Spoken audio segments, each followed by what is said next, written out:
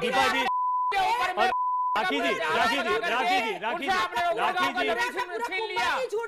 जी आपने खुद केस करके अभी आपका ये देखिए राखी जी, जुलाई को आपका डेट था। ओम जी महाराज, यहाँ आप लोगों की निजी जिंदगी डिस्कस नहीं कर रहे की बात कर रहा हूँ। इन्होंने खुद क्या बात है? ओम जी महाराज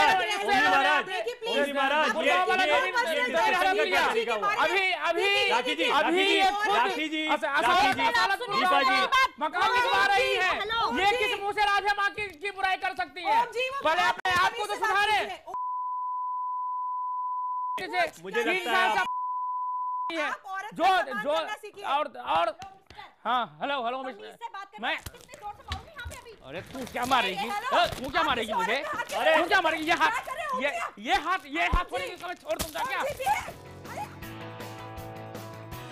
IBN 7 के कार्यक्रम आज का मुद्दा में किस तरह ये निंदनीय तस्वीरें सामने आई, ये हमने आपको दिखाया। आज इस पूरे मसले पर क्या हुआ, कैसे इस घटना को अंजाम देने वाले अब भी माफ़ी मांगने को तैयार नहीं है और क्या कुछ हुआ है आगे, ये हम आपको बताएंगे देश दिन भर में।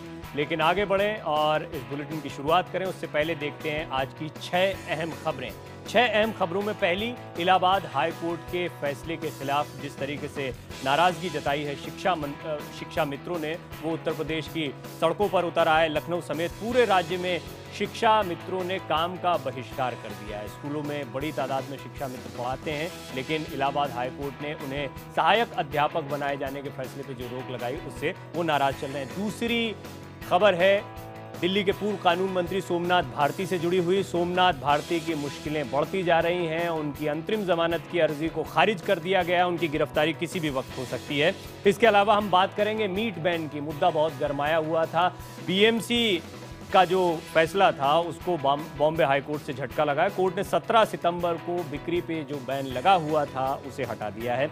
इसके अलावा बात करेंगे देश का दिल कहे जाने वाले दिल्ली की। दिल्ली में एक नाबालिग के साथ रेप हुआ है और उसके बाद दिल्ली एक बार फिर शर्मसार हो गई है। दिल्ली के अमन विहार की घटना है, किस तरह एक नाबालिग मॉर्निंग वॉक के लिए निकली और उसके साथ ये भयानक घटना हो गई, हम आपको दिखाएंगे देश दिन भर में। इसके अलावा बात करेंगे गणेशोत्सव की। 17 सितंबर से गणपति पूजा शुरू हो रही है और मुंबई पुलिस के मुताबिक आतंकी गतिविधियों की आशंका से इस बार गणेशोत्सव के दौरान सख्त सुरक्षा व्यवस्था करनी होगी, यानी आतंकी साया गणेशोत्सव के दौरान देखने को मिल सकता है।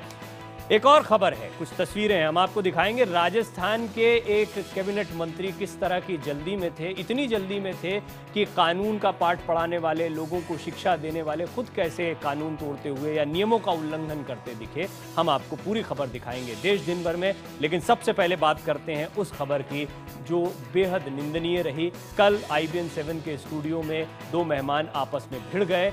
इस पूरे मामले में और ज़्यादा शर्मसार करने वाली बात ये रही कि इन दोनों ने एक दूसरे से माफ़ी नहीं मांगी है और ये दोनों इस घटना को निंदनीय नहीं मानते।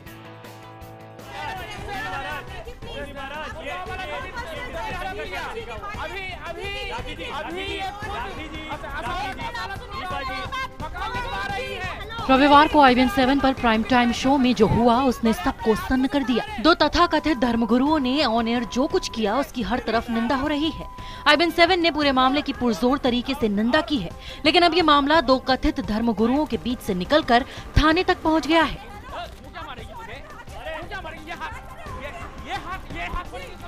साध्वी दीपा शर्मा ने इस मामले में हिंदू महासभा ओम जी के अध्यक्ष ओम जी महाराज के खिलाफ नोएडा सेक्टर 20 थाने में FIR दर्ज करा दी है। इस मामले को लेकर दीपा शर्मा महिला आयोग का भी दरवाजा खटखटाएंगी। अगर गलत होता मैं इसको एक्सेप्ट करती कि हाँ गलत है और मैंने हाथ उठाया, लेकिन यहाँ गलत नहीं था। मैं बिल्कुल शर्मिंदा नहीं हूँ। अगर उसने मेरे लिए गंदा बोला तो उसको मैंने मारा। ये चीज हाँ इतनी जरूर है चैनल पर हुई, वो नहीं होनी चाहिए थी। इस पूरे मामले को लेकर दोनों पक्ष अड़ गए हैं। दीपा शर्मा की ही तरह ओम जी महाराज ने भी नोएडा के सेक्टर 20 थाने में मामला दर्ज करवाया है। ओम जी महाराज का आरोप है कि दीपा शर्मा ने उनके साथ बदसलूकी की, उनके साथ मारपीट की गई। मैं बिल्कुल माफी नहीं मांगता। माफी उस औरत को मानना पड़ेगा, नहीं तो वो जेल जाएगी, हर हालत में जेल जाएगी। आप उन दर्शकों से भी माफी नहीं मांगना चाहते जिन्हें बुरा लगा? मैं दर्शकों से माफी मांगता हूँ। दर्शक हमारे भगवान है। दिल्ली को शर्मसार करने वाली एक घटना हुई है। दिल्ली के अमन विहार में 11वीं में पढ़ने वाली एक नाबालिग बच्ची के साथ बलात्कार की घटना सामने आई और इस मामले में 2 लोगों को पुलिस ने फिलहाल गिरफ्तार किया। गौर से देख लीजिए इन चेहरों को। 22 साल के मोहम्मद और 19 साल के नौशाद की दरिंदगी से आज दिल्ली शर्मसार है। बताया जा रहा है कि 11वीं क्लास में पढ़ने वाली छात्रा को वहीं पास में रहने वाले मोहम्मद और नौशाद ने सुबह सुबह अगवा कर बंधक बना लिया और गैंगरेप किया। घर वालों को पास के एक घर पर शक हुआ जहां एक कमरे में ताला लगा हुआ था, लेकिन कमरे की फैन और लाइट जल रही थी। लोगों ने ताला तोड़ा तो हैरान रह गए। लड़की जमीन पर थी, उसके मुंह में कपड़ा ठूसा हुआ था और उसके हाथ पैर बंधे हुए थे। हमारे पड़ोस के घर में बाहर से ताला बंद था, तो हमें शक हुआ कि सारे गली वाले बाहर हैं और ये घर बंद क्यों है, ताला क्यों बाहर से ब्लॉक है। तो शक की बिना पे हम लोगों ने देखा, छानबीन की तो ताला तोड़ के देखा तो बच्ची को अंदर कैद कर रखा था जबरन, और उसमें 2 लड़के पाए गए। पुलिस को सौंपने से पहले लोगों ने आरोपियों की जमकर पिटाई की और उनके बाल भी मुंडवा दिए। दोनों युवक कुछ दिन पहले ही इस घर में किराए पर रहने आए थे। इस घटना ने दिल्ली में बेटियों की सुरक्षा पर सवाल उठा दिए हैं। दिल्ली के पूर्व कानून मंत्री सोमनाथ भारती की मुश्किलें बढ़ती जा रही हैं। उनके खिलाफ गैर जमानती वारंट जारी कर दिया गया है। उनके खिलाफ घरेलू हिंसा के आरोप उनकी पत्नी ने लगाए। घरेलू हिंसा मामले में दिल्ली के पूर्व कानून मंत्री और आम आदमी पार्टी के विधायक सोमनाथ भारती की मुश्किलें बढ़ रही हैं। द्वारका कोर्ट ने भारती की अंतरिम जमानत की अर्जी खारिज करते हुए कहा कि भारती के खिलाफ 307 यानी हत्या की कोशिश का गंभीर मामला है। ऐसी स्थिति में कोर्ट उन्हें बेल नहीं दे सकता। दिल्ली के पूर्व कानून मंत्री सोमनाथ भारती के खिलाफ उनकी पत्नी ने घरेलू हिंसा, हत्या की कोशिश और दहेज उत्पीड़न समेत कई केस दर्ज कराए हैं। इस मामले में गिरफ्तारी से बचने के लिए सोमनाथ ने अदालत में अग्रिम जमानत याचिका दायर की थी, जिसे कोर्ट ने आज खारिज कर दिया। दिल्ली पुलिस पहले ही उन्हें नोटिस जारी कर पूछताछ और जांच में शामिल होने के लिए कह चुकी है। ऐसे में भारती को पूछताछ के लिए हाजिर होना होगा, वरना वो गिरफ्तार हो सकते हैं। हम उम्मीद करते हैं कि वो पूर्व कानून मंत्री रहे हैं, बिल्कुल कानूनी कार्रवाई है और इन्वेस्टिगेशन ज्वाइन करेंगे। इसकी हम हर संभव कोशिश करेंगे और जल्दी करेंगे। दिल्ली पुलिस हर संभव कोशिश करेगी कि सोमनाथ भारती इस इन्वेस्टिगेशन को ज्वाइन करें। लिपिका दिल्ली महिला आयोग में भी अपनी शिकायत दर्ज करा चुकी है। वो बहुत गलत कर रहे हैं। ये करके वो पता नहीं अगर उनको कौन एडवाइस दे रहा है, जो भी ये एडवाइस दे रहा है वो डेफिनेटली उनका वेल विशर नहीं है। मैं उनसे अपील करना चाहूँगी कि आप आइए सामने और दिल्ली पुलिस को सहयोग कीजिए। उत्तर प्रदेश के ज्यादातर स्कूलों में बड़ी तादाद में शिक्षा मित्र बच्चों को शिक्षा देते हैं। उत्तर प्रदेश सरकार ने इन्हें सहायक अध्यापक बनाने की बात कही थी, जिस पर इलाहाबाद हाईकोर्ट ने रोक लगा दी। इसके बाद शिक्षा मित्रों का गुस्सा सड़क पर उबाल खाता दिखाई दिया। शिक्षा मित्र आज सिर्फ लखनऊ ही नहीं बल्कि उत्तर प्रदेश के तमाम जिलों में काम पर नहीं गए। 2 दिनों का काम का बहिष्कार इन शिक्षा मित्रों ने किया है। इलाहाबाद हाईकोर्ट के फैसले से नाराज यूपी के शिक्षा मित्र अपने अस्तित्व की लड़ाई के लिए सड़कों पर उतर आए हैं। इलाहाबाद हाईकोर्ट ने शनिवार को 1,75,000 सहायक शिक्षकों का अपॉइंटमेंट रद्द कर दिया था। हाईकोर्ट के आदेश के बाद सहायक शिक्षक से दोबारा शिक्षा मित्र बनने वालों में गुस्सा देखने को मिल रहा है। कानपुर, वाराणसी, लखनऊ समेत अलग अलग जिलों में जुटे सैकड़ों शिक्षा मित्रों ने धरना प्रदर्शन कर अपने गुस्से का इजहार किया। साथ ही साथ उन्होंने दोबारा सहायक अध्यापक नहीं बनाए जाने की दशा में अपने लिए इच्छा मृत्यु की भी मांग की है। कहा जाता है कि हम लोग योग्य नहीं हैं। अगर हम लोग योग्य नहीं होते तो आज 15 साल तक हम अपनी सर्विस क्यों देते? अगर हम योग्य नहीं हैं तो हमसे बीएलओ का कार्य क्यों लिया जाता? अगर हम योग्य नहीं हैं तो हमसे पल्स पोलियो का कार्य क्यों लिया जाता है? अगर हम अयोग्य हैं तो हमारे साथ और बच्चों के साथ खिलवाड़ क्यों किया जा रहा है? और अब तक कितने लोगों ने सुसाइड कर लिया, इसके जिम्मेदार कौन लेगा? क्या 5 लाख मुआवजे से जिंदगी कट जाएगी? इलाहाबाद हाईकोर्ट के फैसले के खिलाफ 1,72,000 शिक्षा मित्र 2 दिनों की हड़ताल पर हैं। यूपी के ज्यादातर जिलों में इस प्रदर्शन का असर देखने को मिल रहा है। स्कूलों में बच्चे तो पहुंच रहे हैं मगर शिक्षा मित्र उन्हें पढ़ा नहीं रहे हैं। लखनऊ समेत यूपी के सभी प्राथमिक स्कूलों में यही हाल है। बिहार चुनाव के मद्देनजर एनडीए में रूठने मनाने का सिलसिला जारी है। मांझी को मना लिया गया है तो खबरें ये आ गई है कि पासवान मांझी को ज्यादा तरजीह दिए जाने की वजह से नाराज हो गए। कुछ इंतजार के बाद ही सही, लेकिन बीजेपी अपने सभी घटक दलों को सीट बंटवारे पर मनाने और एक मंच पर लाने में कामयाब रही। बीजेपी मुख्यालय में एक दूसरे का हाथ पकड़कर एनडीए के नेताओं ने बिहार चुनाव में गठबंधन के जीतने की उम्मीद जताई। बीजेपी अध्यक्ष अमित शाह ने सीटों का ऐलान करते हुए कहा कि बीजेपी 160 सीट पर, रामविलास पासवान की लोक जनशक्ति पार्टी 40 सीट पर, उपेंद्र कुशवाहा की राष्ट्रीय लोक समता पार्टी 23 सीट पर और पूर्व मुख्यमंत्री जीतन राम मांझी की हिंदुस्तान आवाम मोर्चा 20 सीटों पर चुनाव लड़ेगी। इसके अलावा बीजेपी अपने हिस्से की कुछ सीटों पर मांझी के उम्मीदवारों को चुनाव लड़वाएगी। हालांकि ये कितनी सीटें होंगी इसका खुलासा बीजेपी अध्यक्ष ने नहीं किया, लेकिन सूत्रों के मुताबिक बीजेपी के हिस्से वाली सीटों में से 5 सीटों पर मांझी की पार्टी के उम्मीदवार चुनाव लड़ेंगे। चारों की चारों पार्टियां प्रधानमंत्री श्री मोदी जी के नेतृत्व में दो तिहाई से ज्यादा जन समर्थन प्राप्त करने के विश्वास के साथ हम चुनाव के मैदान में हैं। पिछले 2 दिनों से जीतन राम मांझी से सीट बंटवारे पर मान मनोबल का दौर जारी था। दरअसल मांझी अपनी पार्टी के लिए ज्यादा सीटों के साथ साथ पासवान की तरह सम्मान भी चाह रहे थे। जो आदमी 35 साल तक विधायक, मंत्री और मुख्यमंत्री रहा है और वो ट्रायल पर है, तो और ट्रायल का क्या अर्थ हो सकता है, जरा हमको वो स्पष्ट करें। एनडीए जल्द ही इस चुनाव के लिए अपना साझा चुनावी घोषणा पत्र भी जारी करेगा। देश दिन भर में वक्त हो गया एक ब्रेक का। खबरें जारी हैं एक छोटे से ब्रेक के बाद।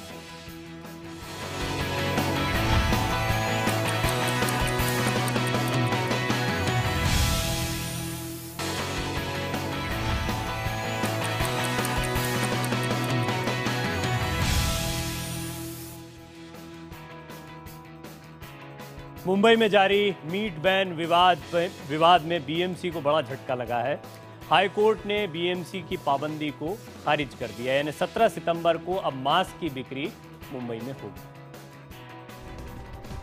मुंबई में अब 17 सितंबर को मीट की बिक्री होगी, क्योंकि बॉम्बे हाई कोर्ट ने इस दिन मीट पर लगे बैन को रोक दिया है।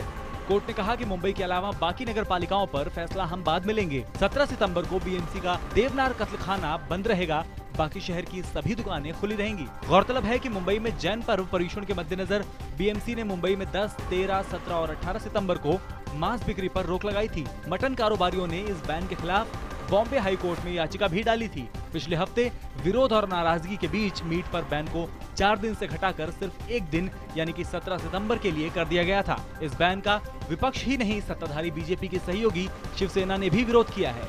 विपक्षी कांग्रेस और एनसीपी के अलावा बीजेपी के सहयोगी शिवसेना ने आरोप लगाया है कि 2017 के स्थानीय निकाय चुनावों को ध्यान में रखकर बीजेपी जैन समुदाय की तुष्टीकरण की कोशिश कर रही है। झाबुआ धमाके का गुनहगार अब भी पुलिस की गिरफ्त से बाहर है। शिवराज सिंह चौहान झाबुआ पहुंचे। उन्होंने कहा कि जिसकी भी गलती पाई जाएगी उसके खिलाफ कड़ी से कड़ी कार्रवाई की जाएगी। सारी उंगलियां उठी राजेंद्र कासवा, जो कि एक बीजेपी नेता है, लेकिन वो अभी तक पुलिस की गिरफ्त से बाहर हैं। इस धमाके के बाद 89 लोगों की जान गई, 100 से ज्यादा लोग घायल। झाबुआ ब्लास्ट ने सैकड़ों परिवारों को वो जख्म दिया जिसे भरना किसी भी तरह मुमकिन नहीं है। लेकिन अब सीएम शिवराज सिंह चौहान ब्लास्ट पीड़ितों की जिंदगी दोबारा पटरी में लाने की कोशिश में जुट गए हैं। सीएम शिवराज मृत और घायलों के परिवार वालों को दिलासा देने के लिए 17 गांवों के दौरे पर हैं। वहीं मामले की जांच के लिए एसआईटी बना दी गई है और उनकी जल्द गिरफ्तारी के लिए 1 लाख रुपए के इनाम की घोषणा भी की गई है। एसआईटी बना दी, स्पेशल इन्वेस्टिगेशन टीम बन गई है और जगह जगह वहाँ दबिश दे रही है। 1 लाख रुपए का पुरस्कार घोषित कर दिया है। फोटो सब जगह प्रकाशित कर रहे हैं, आपके चैनल में भी और बाकी सब जगह फोटो आए, ताकि कहीं भी लोग अगर पाए तो खबर कर सकें। हर संभव प्रयास कर रहे हैं। वहीं इस मामले में राजनीति भी जोरों पर जारी है। मुख्य आरोपी राजेंद्र कासवा के बीजेपी नेता होने के दावे को बीजेपी ने निम्न स्तर की राजनीति बताया है। कांग्रेस तो हल्की राजनीति कर रही है, जिस प्रकार हल्का सोच, हल्की भाषा, हल्के शब्दों का प्रयोग सब कांग्रेस कर रही है। मैं समझता हूँ कि इस देश के प्रजातंत्र में इतने नीचे स्तर पर कांग्रेस कभी भी नहीं गई जितनी अभी चल रही है। प्रशासन दावा कर रहा है कि आरोपी राजेंद्र कंसावा को विस्फोटकों के लिए लाइसेंस जारी किए गए थे। वहीं विस्फोटक नियंत्रक जनार्दन कुमार ने इसके उलट लाइसेंस जारी नहीं किए जाने की बात कही है। जनप्रतिनिधियों से ये उम्मीद की जाती है कि वो जनता के सामने एक आदर्श प्रस्तुत करेंगे। ये उम्मीद की जाती है कि वो कानून का बेहतर पालन करेंगे ताकि आम लोग भी कानून का पालन करें। लेकिन राजस्थान राजस्थान के एक मंत्री कुछ अलग ही मिसाल पेश कर रहे हैं। किस जल्दी में थे राजस्थान के एक मंत्री, इसकी तस्वीरें जरा हम आपको दिखाते हैं। दरअसल राजस्थान के भरतपुर की ये तस्वीरें हैं, जहां राज्य के गृह मंत्री गुलाबचंद कटारिया, शिक्षा मंत्री वासुदेव देवनानी समेत मंत्रियों और अधिकारियों के एक दल ने सुरक्षा नियमों को ताक पर रखकर बंद रेलवे फाटक के नीचे से रेलवे ट्रैक को पार कर डाला। मंत्रियों ने ट्रेन के गुजरने का इंतजार तक नहीं किया। हालांकि जब मंत्री वासुदेव देवनानी बंद फाटक को पार कर रहे थे तो गृह मंत्री गुलाबचंद कटारिया ने चुटकी लेते हुए कहा भी कि नियमों का उल्लंघन करते हुए मीडिया में तस्वीर छप जाएगी। बावजूद इसके दोनों ही मंत्री और उनका पूरा काफिला हंसते हुए बंद फाटक के नीचे से गुजर गया।